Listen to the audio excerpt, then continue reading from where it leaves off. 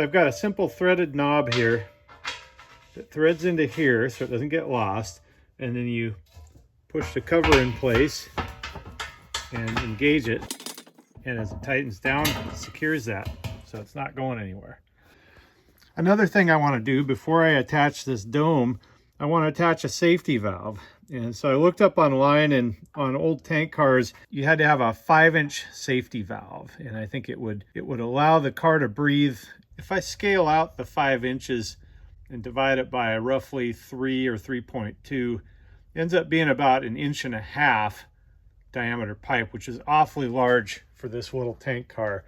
I think it would look a little funny. So I've got this 1/2 inch pipe, which measures about 3/4 inch outside diameter. The first thing we're going to have to do is drill a great big hole, but I just want to get the center marked out, and I'm just going to eyeball it relative to the peak in this area here. So there's our center, and let's make sure that when this swings down it's got room to clear. We'll just mark it with a Sharpie here.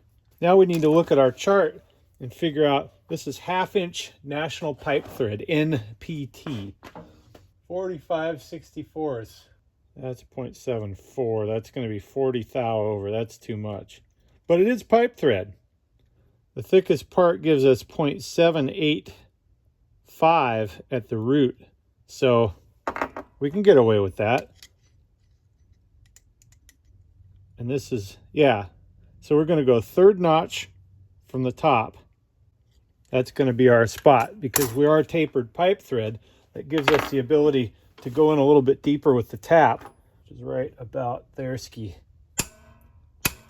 And we'll start a pilot hole here.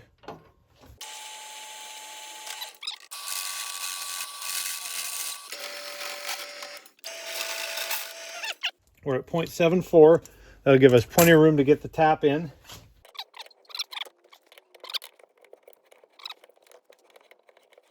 Now with pipe thread, it's possible to run these down too far.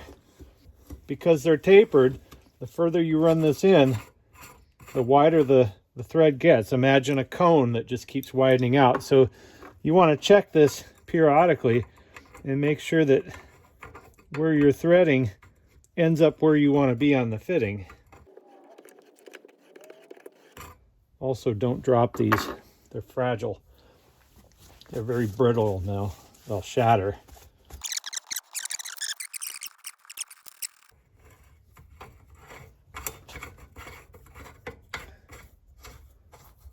Oh yeah, look at that. When you look at a safety valve, they have a spool-shaped thing that's the valve body. And then on top, there's usually a little loop or a hook. I think I can do that with this thing. I'll just cut this whole thing off flush. I can put an eye screw in here as the lifting loop for the valve. Sometimes you get an idea that occurs to you halfway through a project. I had that carriage bolt on top here, just plugging a hole. And I was thinking about how I wanted to weld this thing in place on here. And then it occurred to me that I have the perfect setup here. If I put a long carriage bolt through there, I can go all the way through, have it protrude through there with a large nut and washer, and secure this dome to the tank car. I've got the safety valve set up. I bought a 1/2 inch NPT close nipple there to connect the two, and I just welded this little eye bolt through the top. So the dome is held in place with one carriage bolt that goes down to a wing nut and a washer in there. And now I'm laying out for handrails. I found a center line as best I could and measured down 5 inches and made a mark. Did the same thing over here.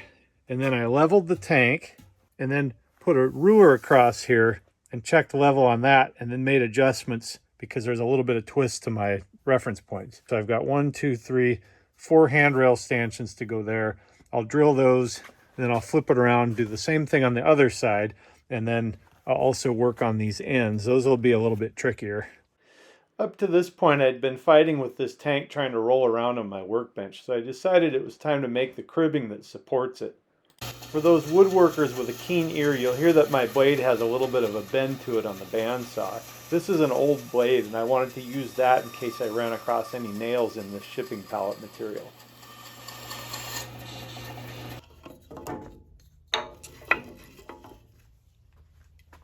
I found center line and checked my measurements here, and then traced the outer end of this tank to get my radius.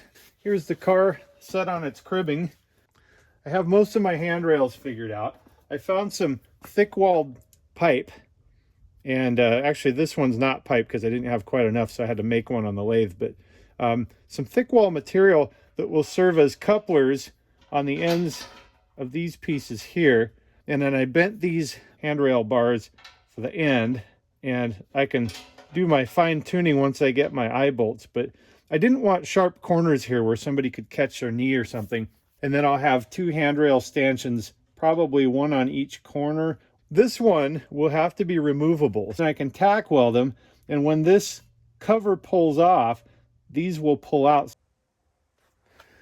I got the 3/16 eye bolts from the hardware store, and I put them in the vise with this in the middle and just crushed them a little bit tighter around so that they're a better fit.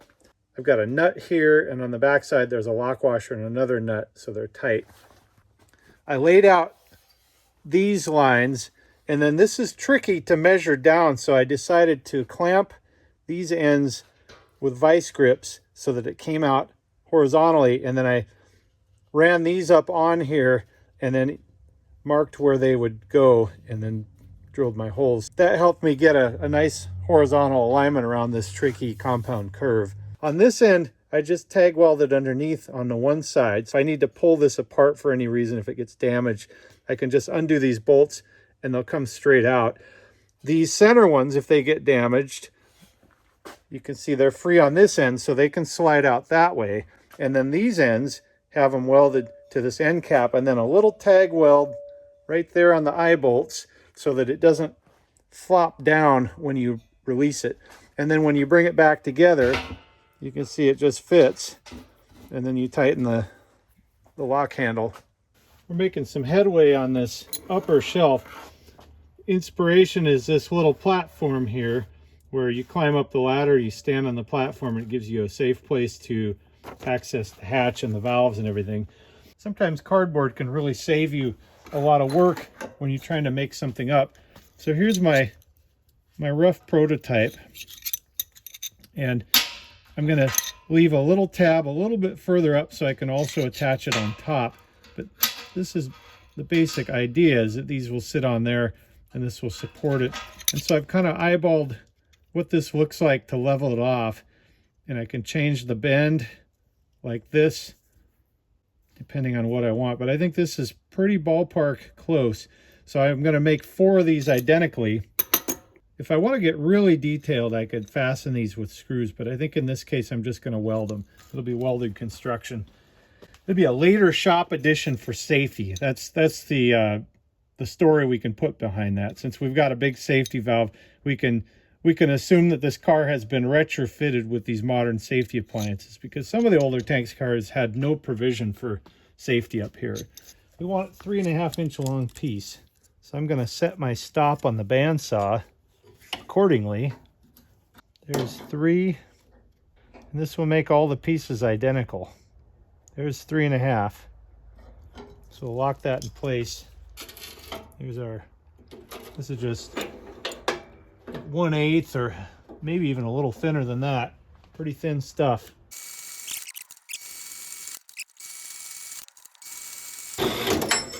Dunsky. Describing the 1/2-inch end tabs that will be fastened to the car body. We have a bend, so our bend mark is 2 inches from the end. So when you bend stuff like this, you have to think about the order of operation. You don't want to bend yourself into a situation that you can't get out of. We're looking for this basic shape. The top tab isn't so critical. We can do that later. It's this juncture here, because this is probably narrower than the jaws of the vise. Let's think about how we want to do that. There's a short leg on top. And of course, the bottom tab we can do later too, because we can put the jaws of the vise there. So we want to do this bend first. As long as the pair is matched, that's okay. We don't necessarily have to match all four corners. And then when you do the bend, you have to estimate the bend is going to take up some room here. It's not going to be a precise bend right on that line. So what I'm going to do is take the soft jaws off so I have a harder edge here to work with. I want the bend to take away from this longer leg because I've got more freedom up top here. I'm going to put these in the vise to where I can just see those lines. We'll get them right next to each other. And we'll make sure that they're square. Because if they're not square, then you get a weird bend. You get an angled bend, and then they'll have a twist to them. Now, we just want to estimate this angle. So I'm going to put this on the car, and it looks like we want a 90 degree. So let's do the 90. Get them nice and tight, and we'll just fold them over.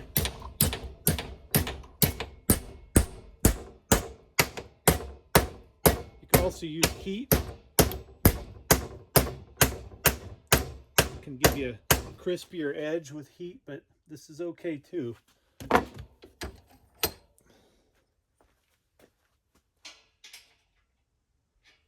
Okay, we're just going to have to go on faith here because with these bottom tabs pushing straight down, it adds extra height. The closer you get them, the nicer it'll look when it's done. There we go. Okay. Now, we need to bend these up. We need to put a bend in right here. For some reason, the camera stopped recording, so I'll explain what I did here. I used a thick steel bar and placed it just above the vise jaws where I wanted to apply the bending force, and then used a hammer to hit the steel bar and help bend those brackets around to the angle I needed. Here are the completed platform brackets. So I bent the pair, and I was really happy with the fit. They fit nice and flush with the surface. So then I bent the second brackets to the same configuration. Also, I should point out, you can see the tracings on this piece of paper. This is how I did the end handrail. Once I established center line, I flipped it over and double checked to make sure that it was symmetrical. I decided small fasteners would look nice.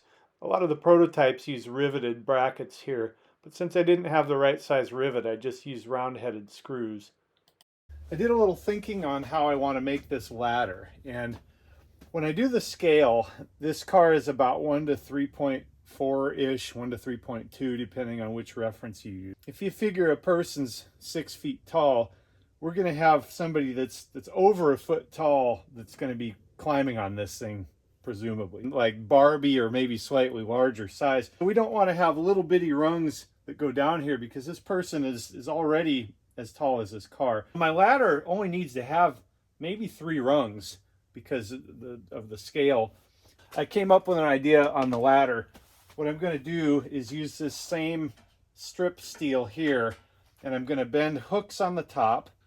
It'll come down in a curve shape, and then it'll have an angle that goes back in similar to these that bolts into the bottom. And that way the ladder is easily removable. I can remove the 2 bolts, undo the hooks, and it comes right off. And the reason I'm thinking about this is when I paint this, if I do a multicolored paint scheme, I need to mask off, and all these accessories need to be out of the way to get a clean paint job. Granola bars are good for more than just making crumbs in your hands. I'm going to use this box as a template. I like cardboard templates because you can bend and form them easily without using a bunch of material. The offset is almost enough that it's just a curve, but there's just going to be a little bit of a bend so that we get the rung away from the car body here.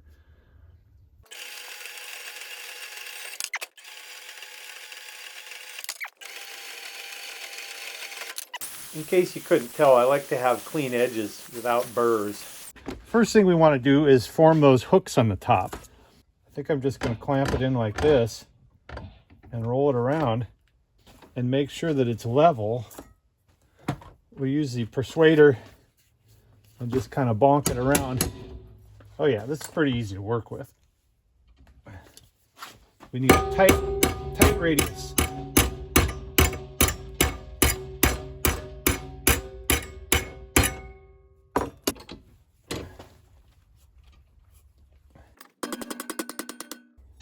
If I do this right, I might be able to, I'm going to straighten this one out and do it over. I didn't give myself enough lead on the far side. Now we need to get them over center. And I think the way I'm going to do that is put them in the vise this way. See if I can curl them around. See, we're beyond 90 now. So now we have some options where we can put this in the vise this way and pinch them around. There it goes. There, now we have a hook shape. Check that out. Let's do the other two while they're fresh in our minds.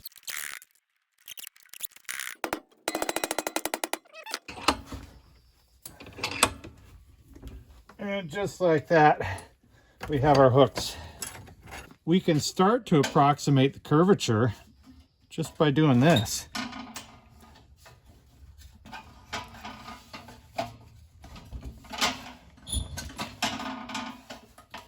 We're going to need a little bit curvier here because we don't want it touching. I can just lay that against the car. Trying to do the same thing to each one of them so that they end up the same shape. Okay, let's catch the other two up. Turns out that the horizontal bandsaw motor is an excellent curve to get the shape that I need. So I was able to massage these around it. Now let's work on the bottom where the bracket rejoins the tank car. The first thing I need to do is mark off where that needs to be. And I think it's going to be another 1/2 inch back. So it'll be a full inch where I start the first bend and then do the S shape. Make sure that we're leveled out as close as we can get anyway. So we want to go tighter bend and pretty extreme one. So I'm just going to estimate where I want that to be. And now let's do the counter curve for the tab. We're going to use that big piece of steel that we had before. It allows us to get right on the area we need to bend. Because if I hit up here, it'll just undo the bend we did.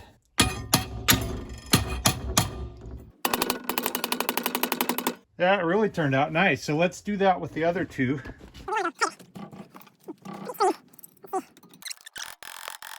Okay, here's what we're going for.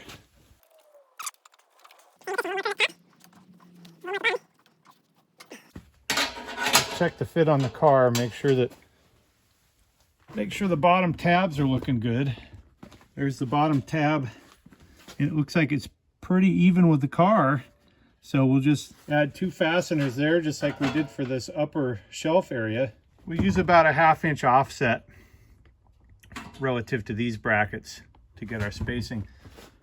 Based on a 1-foot wide ladder, if we scale that down 1 to 3.4, we get about 3.5 inch wide rungs. And then I'm going to put my stop in place. We just need to clean these up. I also have to clean up these straps because they've got some rust on them. So make a messy weld. One thing I want to do is punch the holes here and fasten them to the tank car body so that when I go to weld on the rungs, everything's in its spot, it'll hold its positions. I have to select an appropriate size drill for number 4 fastener. They kind of look like rivets with the rounded heads, even though they have the Phillips in the middle. It's the closest I have. If I really was concerned, I could use an Allen screw or a socket screw, but this will work fine.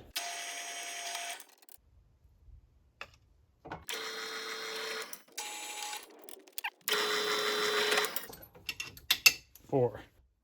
Let's go back to our tank car here. Yeah. We're going to measure 3.5 inches to the outside on each of these. And then we want to make sure that we're kind of square, and I'm not quite sure how I'm going to do that. I guess the easiest way is to make a reference relative to the seam. We're at 10 3/4. 10 3/4.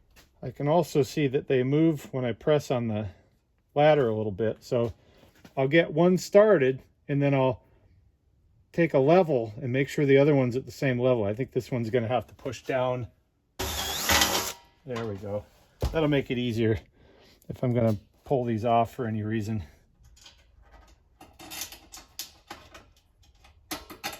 There it is. Oh, that's nice. Now let's check our 3.5. Now the car's level. Now we have a common reference. We need to come down a little bit. Basically even with the Sharpie line. There's our 3.5. Let's try that.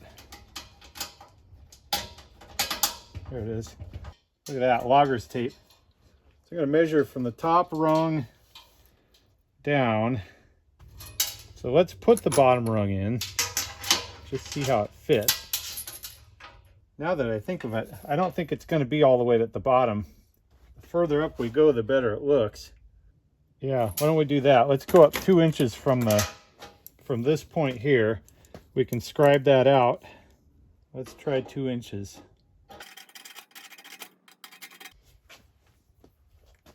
There's one.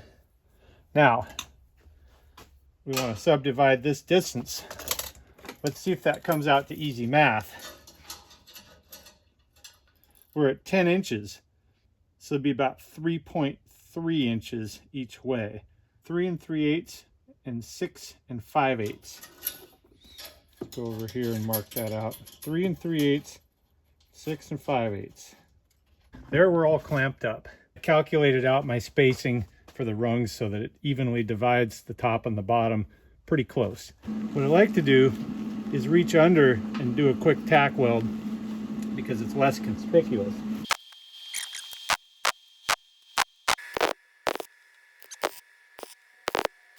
Ladder number 2.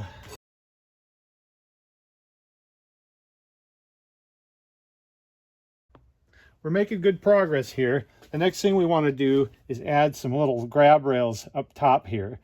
So I figured out with my trusty cardboard template, I wanted this kind of shape here. Something like that with this material. So I'm going to do 1/2 inch bends on the legs, and then the remainder in the middle will be the length of the bar. We're going to do some bending. So let's get our 1/2 inch mark first on each end.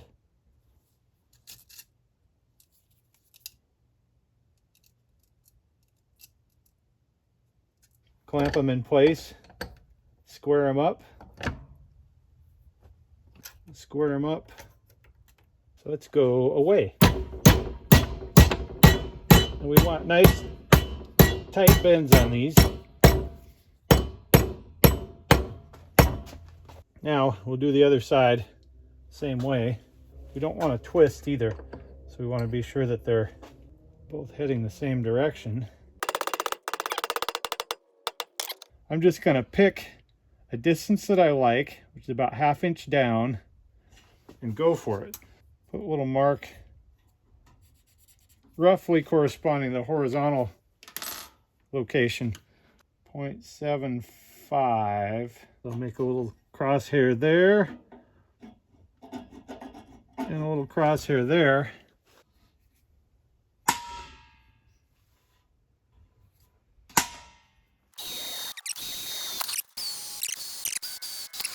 Let's see if this will go in. I have to widen the bend out a little bit. There you have it.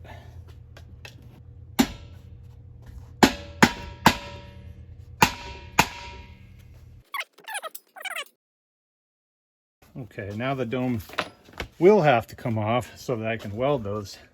And with that, that's a wrap on this episode. In the next episode, we'll finish the fabrication by doing the securing straps and hardware to secure the tank to the cribbing and secure that to the flat car. Also, we'll look at some color schemes. We've got some bright ideas in that area. If you like what we're doing here, hit subscribe and you'll be sure to get the updates. Thanks for watching.